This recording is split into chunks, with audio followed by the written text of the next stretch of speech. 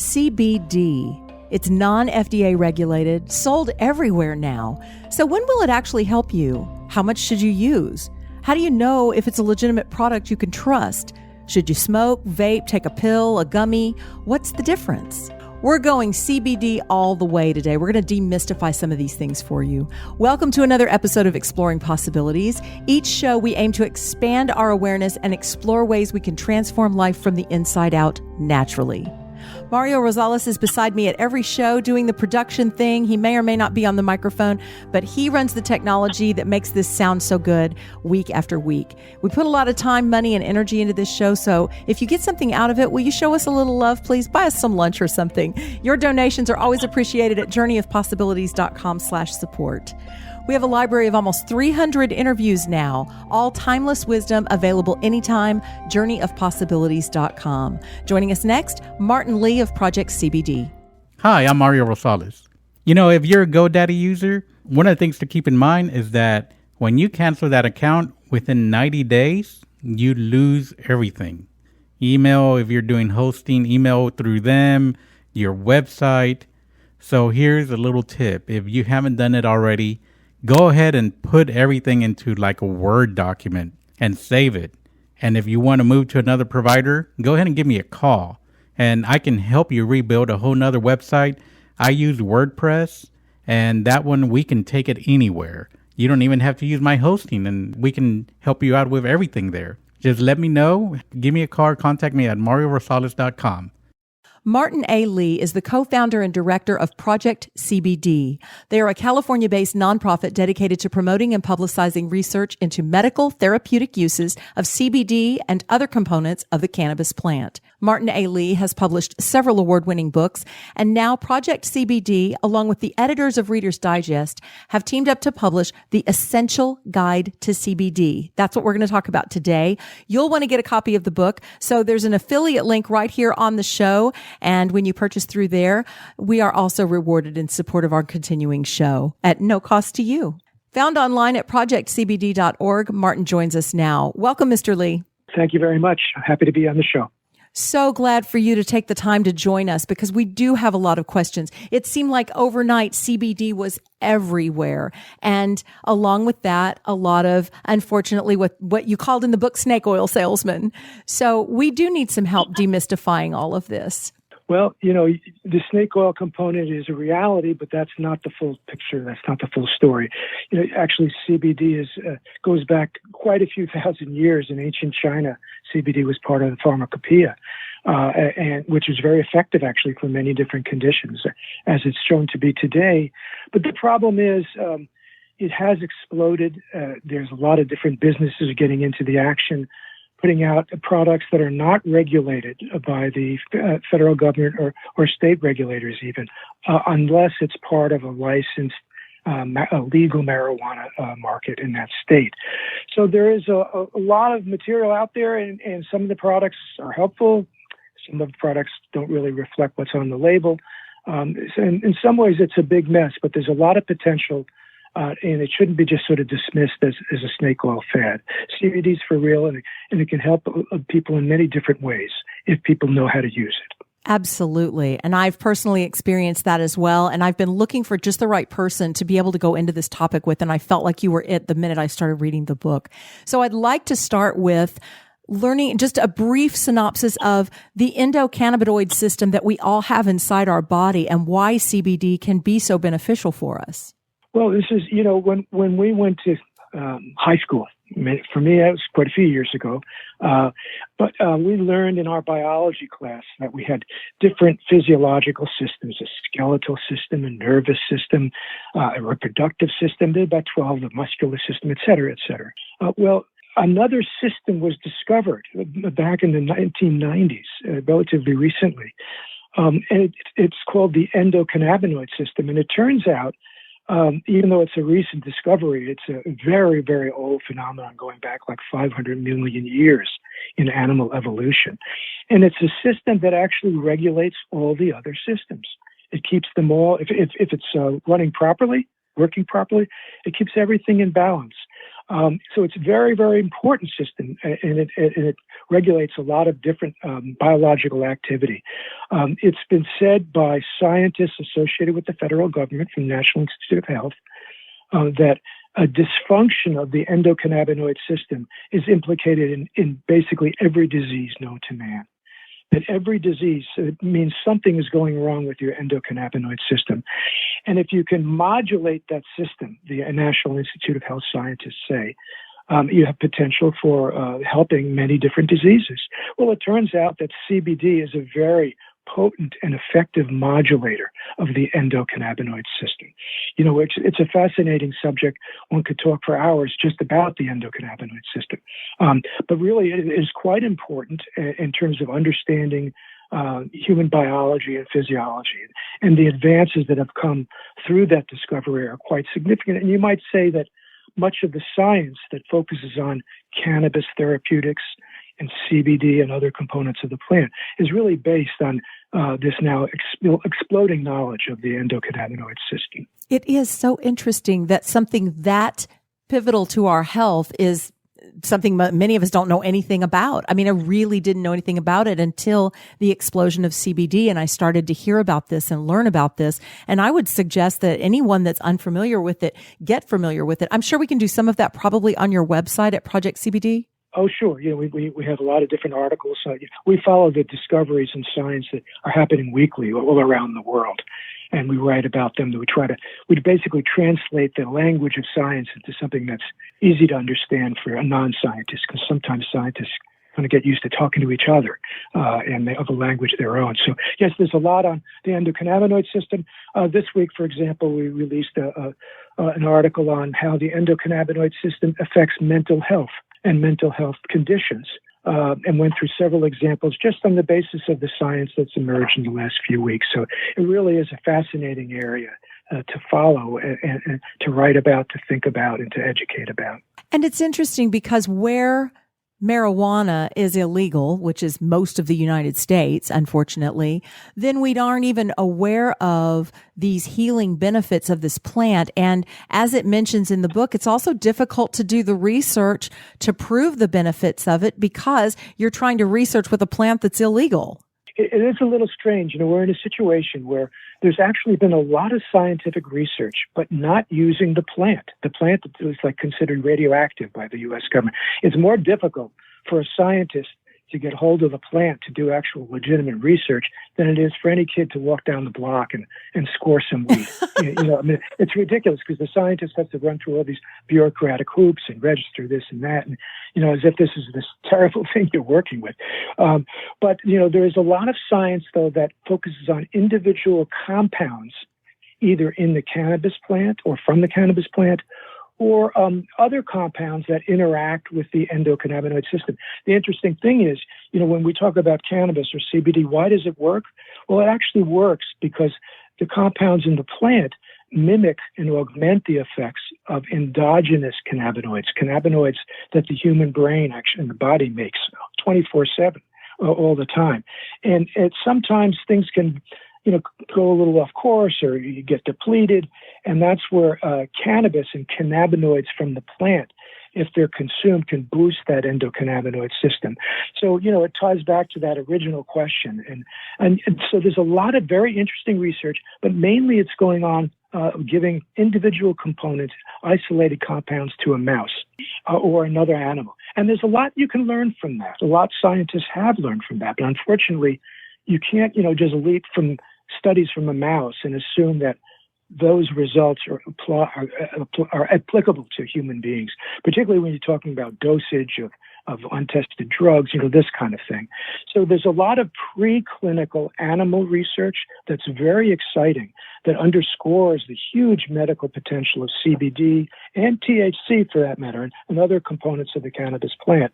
And then there's a lot of anecdotal accounts from people who are actually consuming these things and reporting what their experiences, and oftentimes it's quite profound. But what's missing is the clinical research to quote unquote prove that CBD works or that THC works. And with CBD, the research is starting to happen more now. and it is an approved pharmaceutical for some rare forms of childhood epilepsy.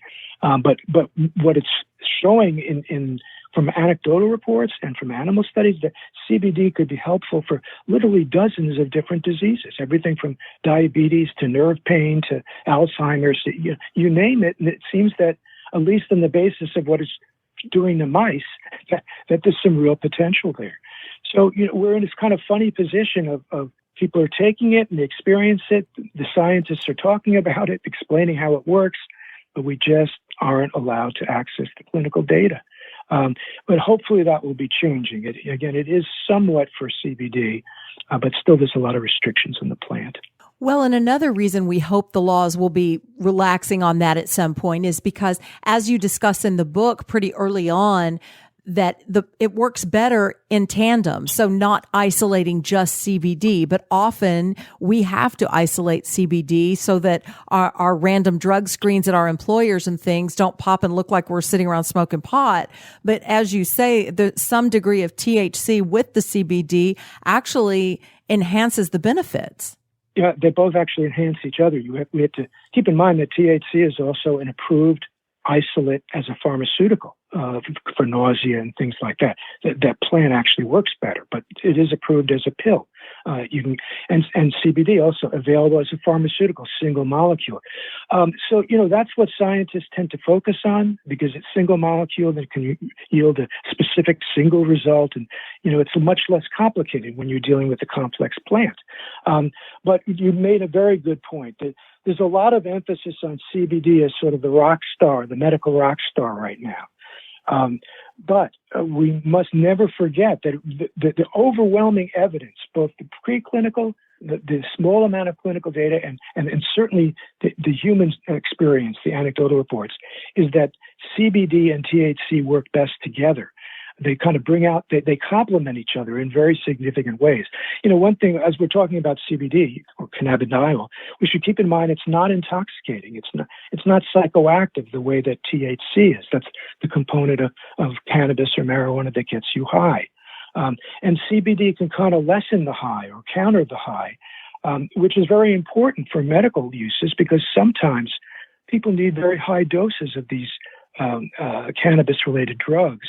And if a high dose of THC is going to really wallop you. It's not something that's necessarily pleasant. You get too stoned. You hear stories about people overdosing on edibles.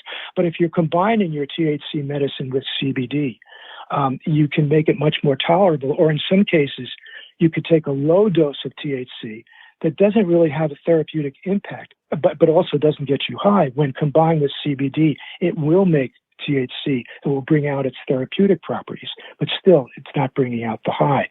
So it allows, essentially what CBD does, it allows people to manage the psychoactivity, which is sort of the first challenge of medical marijuana. You have to be able to manage the experience. You don't want to get too high. You don't want it to be unpleasant. And for that matter, with CBD, this might sound strange, but THC actually makes CBD safer. Because the one problem with CBD, which is actually intrinsically very safe, is that it combines, it interacts with many different pharmaceuticals. It's astonishing, but CBD is estimated to have drug interactions with 70% of approved pharmaceuticals in the United States. Now that's a warning sign, because it means if you're dealing with a serious medical condition, oftentimes people don't come to cannabis therapeutics until after they've tried all the conventional stuff and they're sort of even worse condition as a result. But they're on pharmaceutical regimens, oftentimes polypharmacy regimens, particularly for seniors. And you start throwing CBD in the mix, it can really complicate matters. It could block the other drugs, or it could magnify them. And I don't mean to raise too many alarm bells, but what it means is that when people think they can benefit from high doses of CBD, and sometimes that maybe is required for what they're dealing with, they have to be very, very careful. But again, you can lower the amount of CBD you need to be effective if you combine it with a little THC. And it's really only high doses of CBD, very high doses, that really raise the specter of problematic drug interactions. That's a whole conversation in and of itself, because drug interactions aren't necessarily problematic. Sometimes they can be beneficial. But, the point that you made is a very, very important one.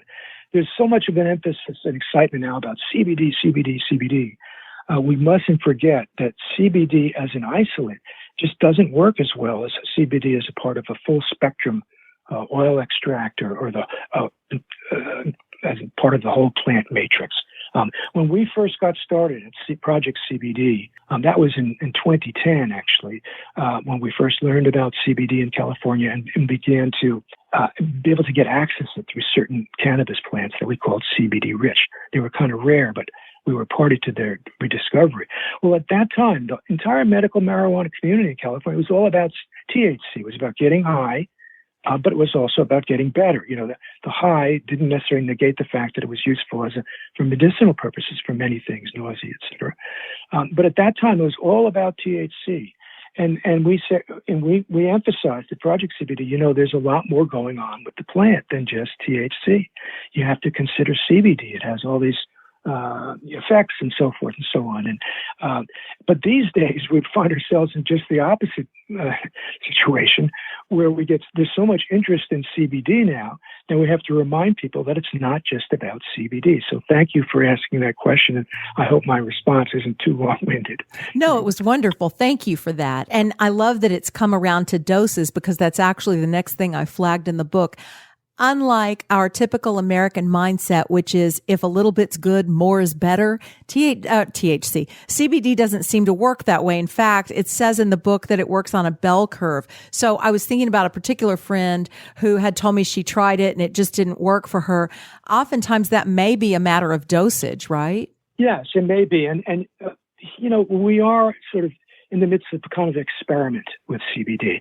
It's an experiment where the people are actually doing the experimentation. It's more so than even the doctors, people are figuring it out for themselves.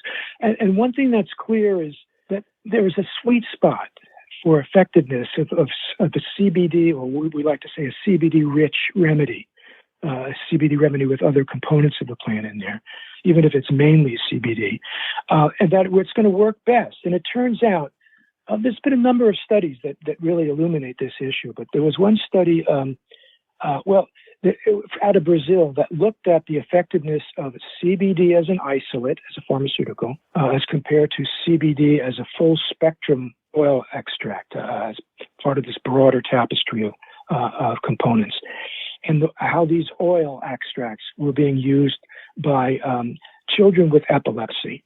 And also the isolates. We have a lot of actually information scientifically about what happens with the CBD isolates for the kids with epilepsy, because this actually went through clinical trials. And now there is a drug called Epidiolex, which is basically CBD, pure CBD, given to children for epilepsy. And it's approved for that. But what's interesting is that the dosages required using the isolate, the pharmaceutical CBD, were about 5 times the amount, and were not necessarily more effective than the CBD in the full spectrum extracts. In other words, you needed 1/5 of the amount of CBD in the extract when it was combined with all these other things to get that powerful anticonvulsant, anti-epileptic effect, which has really been, blowing people's minds. I mean, CBD is very effective for epilepsy, and I think it's for that across the board, not just for these instances of pediatric epilepsy. So there you have a very vivid comparison. It was a meta-analysis which considered a very strong evidentiary approach to analyzing data. And it showed that the oils were just as, if not even just as it was probably even a little more effective than the isolate. They were both effective, which is mind-blowing, because you're talking about kids that nothing worked for them. They tried all these other drugs. They're really messed up, and they get exposed to CBD, and their seizures stop sometimes completely. Usually, at least they stop. They diminished in numbers, and that's amazing because it's when you try these anti-epileptic drugs. Usually, after the third one, none of the rest of them are going to help if it's not working. And then along comes CBD, and wham, And that's what really opened the eyes of our culture when people learned specifically about the impact of CBD on children with epilepsy. And it's all of a sudden, the stigma fell from, marijuana used to be called the assassin of youth back in the Reefer Madness days. Mm-hmm. And here we're seeing pictures on national television of how a component of the cannabis plant, the marijuana plant, happened to be CBD, was saving children's lives. And not only that you didn't have to smoke it and you didn't have to get high to benefit from it. And it was those factors that the combination of those things that has proven irresistible to a lot of people, because there was already a buzz about cannabis as medicine in the culture, even if a lot of people were reluctant to try. But now you hear about CBD. You don't need to get high. You don't need to smoke it. And all of a sudden, it sounds a lot more attractive as an option. And it has resulted in a huge number of people, trying, experimenting or working with with something from cannabis. It really has broadened the whole medical marijuana world tremendously in that regard. So to come back to the point, though, there's other information as well that shows very clearly that with CBD, if it's an isolate, you have to have a very precise dose to make it work. And that if it's a little under that dose or a little over, it really doesn't work. Whereas a full spectrum CBD-rich oil, it doesn't have that same kind of what's called a biphasic effect. That CBD can actually have an opposite effect, or if it's the dose is very high compared to a very low dose. And oftentimes, low doses work better. That's what's a little bit confusing to people. I think it's fabulous.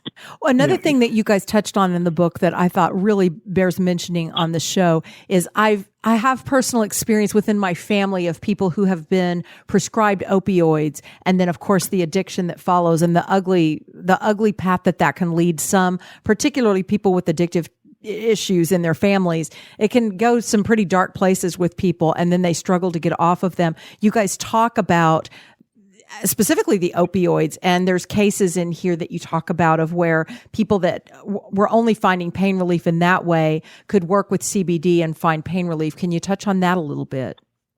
Well, yes, and not just CBD, but it turns out THC is very helpful for opioid problems and opioid addiction.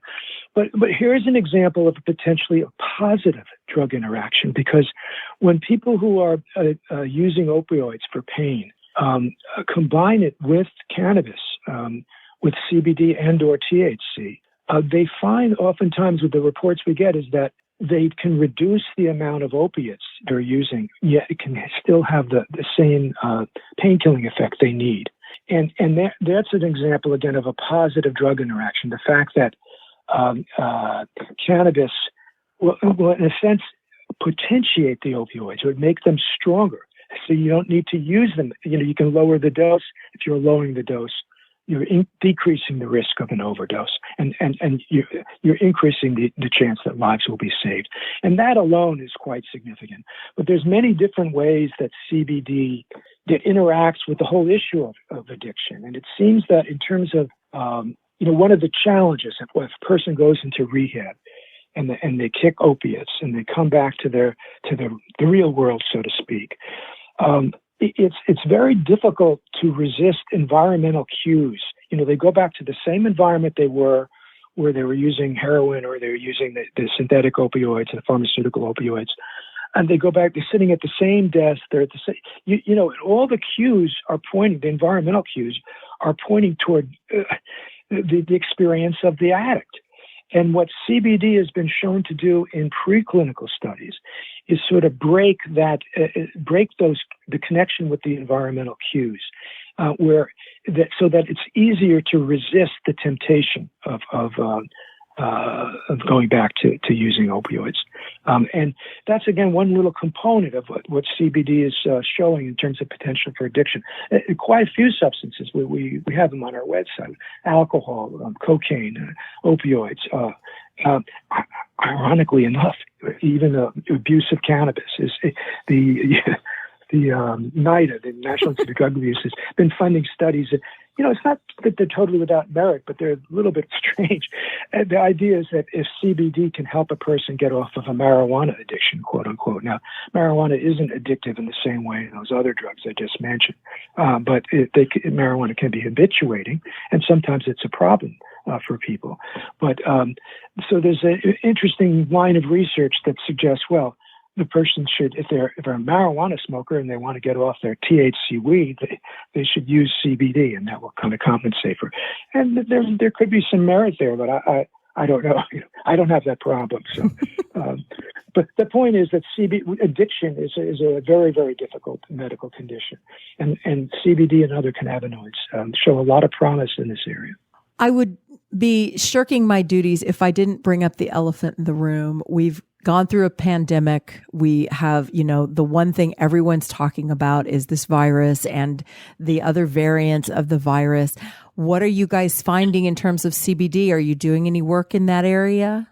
Yeah, I mean, there's very early on in the spring of 2020, after the virus first hit, there was a number of reports that came out very quickly, and I don't want to say pseudoscientific journals, but what they call a pre-pub in science, meaning they don't go through peer review, that were making, we thought, were some pretty wild claims or suggestions that CBD was going to be a cure for COVID-19.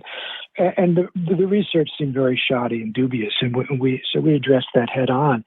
But, there is some very interesting research going on in different countries that are looking at different aspects of what's called the cytokine storm. It's when the immune system goes berserk, really. And if we're talking about the immune system in the lungs, that's really what kills a person because of COVID. It's an immune overreaction in the lungs where there's so much inflammation and so forth that the person can't breathe, they can't function. And that's so the cytokine storm is something that scientists can experiment with, in a petri dish or in a mouse or something like that. And research does show that CBD is a very potent anti-inflammatory, very potent. So is THC. So they're looking at both those compounds. Could that be used to calm a cytokine storm, an immune overreaction? And, it's too early to say, and one should research all aspects of these things, but I hate to sort of overstate and over-dramatize CBD's potential.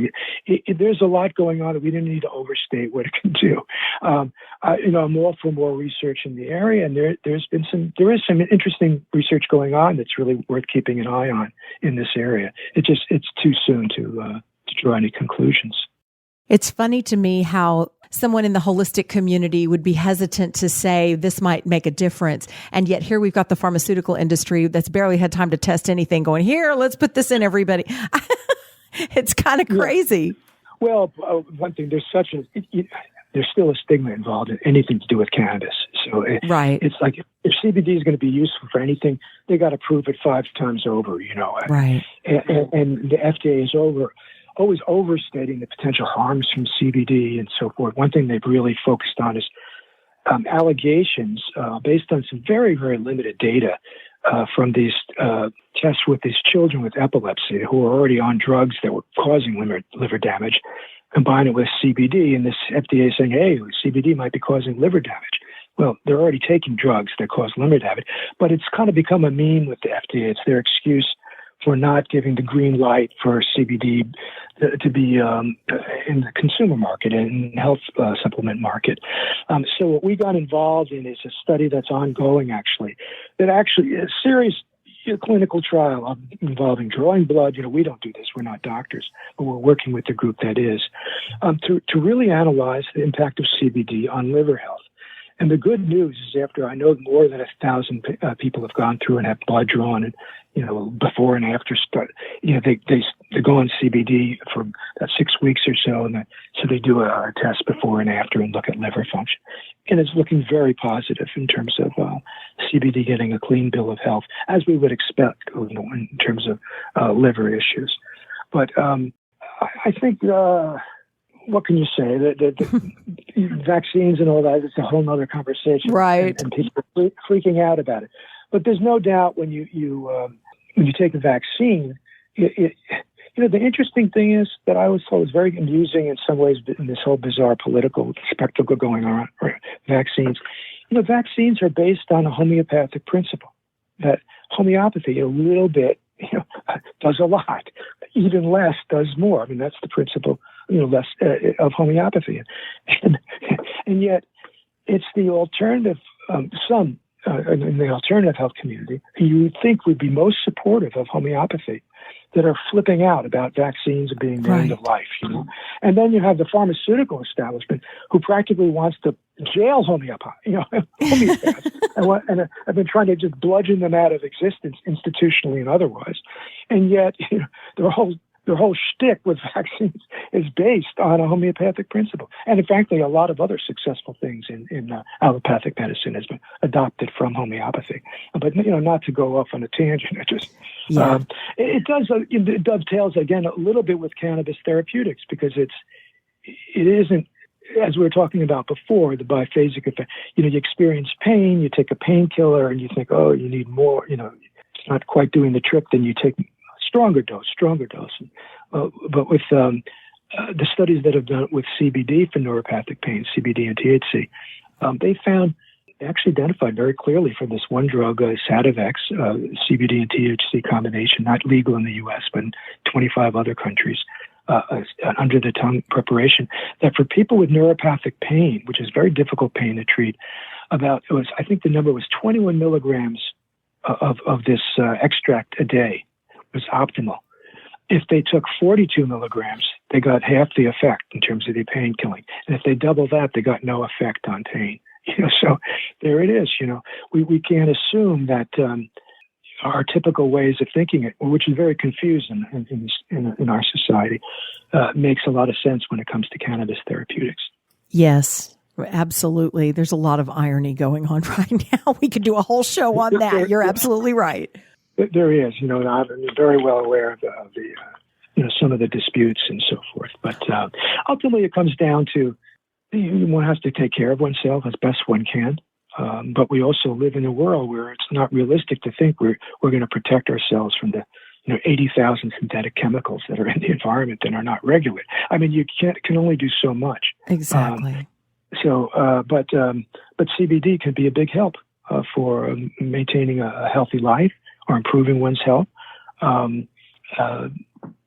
Whether or not one's getting vaccinated. Right, exactly. Yeah. Well, one of the things that you just touched on, I really want to talk about for a second, and that's, all the chemicals in the environment. That also goes into, because as you mentioned in the book, these CBD products, these plants soak up all these things that they are grown around, right, out of the soil and stuff. So it's important where the CBD is sourced from and how it's extracted, how it's grown, and there's no regulation over this. You guys even said in the book that like 70% of the samples that were bought didn't even have the same amount of CBD and THC as the label said. So when you're trying to take care of your health in a marketplace that isn't regulated, probably because the plants are illegal, how do you do that? How do you know that what you're getting is the right thing? We have some very specific, suggestions. It's on our website. They're in the book as well, to address that, because it does put a lot of onus and responsibility back on the consumer, the patient, the individual, to be a conscious consumer. One thing we should keep in mind that there's sort of two worlds of CBD: the unregulated hemp-derived CBD marketplace, which proliferates throughout the United States, and you can buy this stuff at gas stations and all around the world. You can get hemp-derived CBD, but also in the United States, anywhere where marijuana is legal as a medicine or for personal use, for recreational use, you can get CBD within the licensed marijuana market. I prefer to call it cannabis, but I have no problem with marijuana either. And so in California, for example, anyone who's 18 or over can get, or maybe it's 21 and over, I forget, I think it's 21 and over, oops, can walk into a licensed dispensary and buy a CBD product that has been tested fully for over 60 different pesticides, for different solvent residues and all these things. It has to go through an actually rigorous testing program, and it's fairly rigorously regulated. So you can buy a CBD product in that context with more confidence than if you're just buying it over the internet. But the fact of the matter is, some people are in states where marijuana is not legal in any way, shape, or form. But that CBD is legal.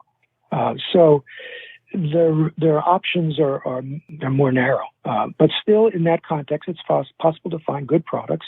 On our website, we don't advocate for specific products or brands. That's not what we do at Project CBD.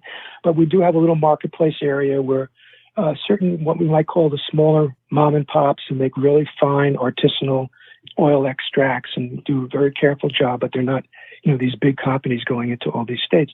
They have their products available, but we don't sell these products, but you can get to their websites and so forth through our website. So that's one way, but people have to try and have to experiment, be willing to experiment a little bit, read up on join Facebook groups or whatever, I don't know, where they're discussing these things to try to figure it out. And, it's not scary to take CBD. Like I say, it doesn't get you high.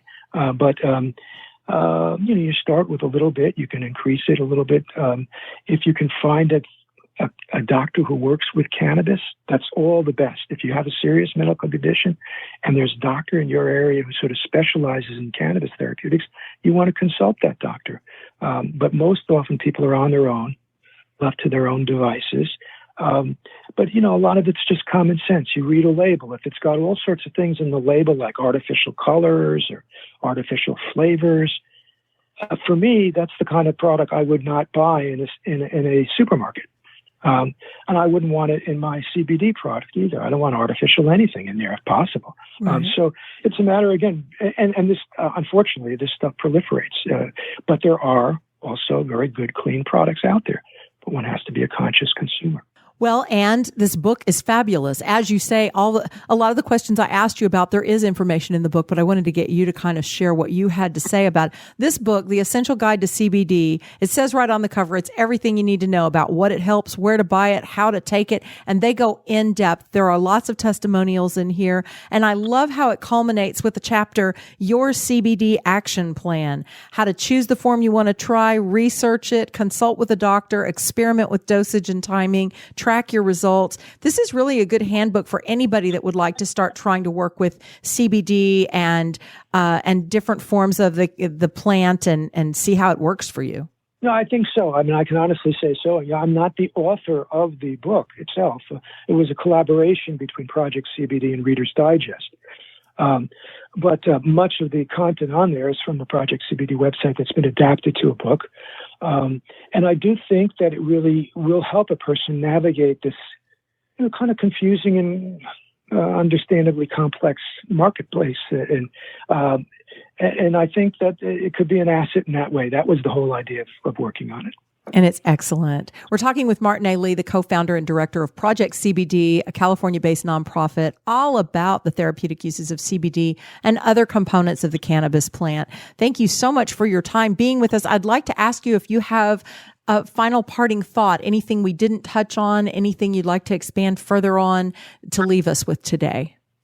Oh, gee, it's such a leading question. We can have three more conversations. Which maybe we should come back, next year or something. It's CBD has exploded. It's become this huge commercial thing, and when we started, it was not a commercial thing. It was just about, hey, this is interesting. Could this help people? If human beings use CBD products or CBD cannabis, will it be anything like the scientists were telling us at these conferences about what it was doing for mice? And we thought that if it would come anywhere close to that, it was going to be huge. And it's turned out to be huge, but we don't have to get caught up in all the hype. The responsibility falls back on us to kind of figure it out for ourselves. So good luck on that one. Thank you so much. And thank you for taking the time to be with us. Thank you, listener, for joining us. Let us know what you think. We always want to hear from you at journeyofpossibilities.com. And if you like the show, tell your friends, okay? We always love new listeners. And we'll see you next time on Exploring Possibilities.